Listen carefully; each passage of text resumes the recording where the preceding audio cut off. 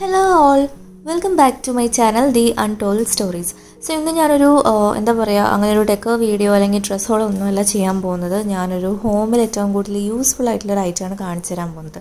നമുക്കറിയാം, നമ്മുടെ വീട്ടിലെ കിച്ചണും അതുപോലെ ബാത്റൂമൊക്കെ ഒന്നുകിൽ വെജിറ്റബിൾസിൻ്റെ വേസ്റ്റ് കാരണമോ അല്ലെങ്കിൽ ഹെയറൊക്കെ കാരണം അധികവും ഓൾമോസ്റ്റ് എല്ലാവരുടെയും തന്നെ വീട്ടിൽ ഇങ്ങനെ ഒരു ബ്ലോക്കൊക്കെ ഉണ്ടാവാറുണ്ട്.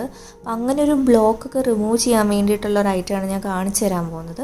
ഇത് ആമസോണിൽ നിന്നാണ് വാങ്ങിയത്. അപ്പം ഈ ഒരു ഐറ്റത്തിനെ പറ്റി പറയുകയാണെങ്കിൽ എനിക്ക് വളരെ യൂസ്ഫുൾ ആയിട്ടാണ് തോന്നിയത്. കാരണം എൻ്റെ ഇവിടെ ബാൽക്കണിയിലെ സിങ്ക് കുറച്ച് ബ്ലോക്കായിരുന്നു. അപ്പം എന്താണെന്ന് വെച്ച് കഴിഞ്ഞാൽ ഞാൻ കുറേ ട്രൈ ചെയ്തിട്ടൊന്നും ആ ബ്ലോക്ക് പോകുന്നുണ്ടായിരുന്നില്ല. അപ്പം ഞാൻ എന്ത് ചെയ്യുന്നു വെച്ചാൽ ഈ ഒരു പ്രൊഡക്റ്റ് യൂസ് ചെയ്തതിന് ശേഷം എനിക്ക് നല്ലൊരു റിസൾട്ടാണ് കിട്ടിയത്.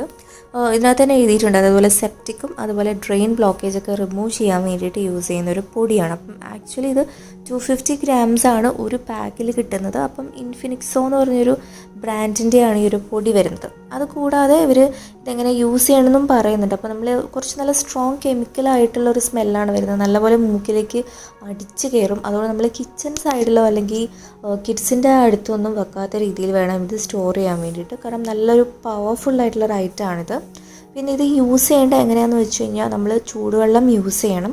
അതുകൊണ്ട് തന്നെ നമ്മളിത് ചെയ്യുന്ന സമയത്ത് വളരെ കെയർഫുള്ളായിരിക്കണം. ഇവർ തന്നെ ഇവർ കൊടുത്തിട്ടുണ്ട്, അതായത് നമ്മൾ കുറച്ച് നല്ലപോലെ വെള്ളം ഒഴിച്ചതിന് ശേഷം നമ്മൾ എന്ത് ചെയ്യണം, ഈ ഒരു കപ്പിൽ കുറച്ച് വെള്ളം എടുക്കുക, 30 minutes വെക്കണം. അപ്പോൾ ആദ്യം ഈ പൊടി നമ്മൾ ഇട്ടതിന് ശേഷം ഒരു 30 minutes നമ്മൾ വെച്ചതിന് ശേഷം നമ്മൾ നല്ല ചൂടുവെള്ളം കുറച്ച് അത്യാവശ്യം ചൂടുള്ളൊരു വെള്ളം കൊണ്ട് ഇത് ഒഴിച്ചിട്ട് വേണം നമ്മൾ.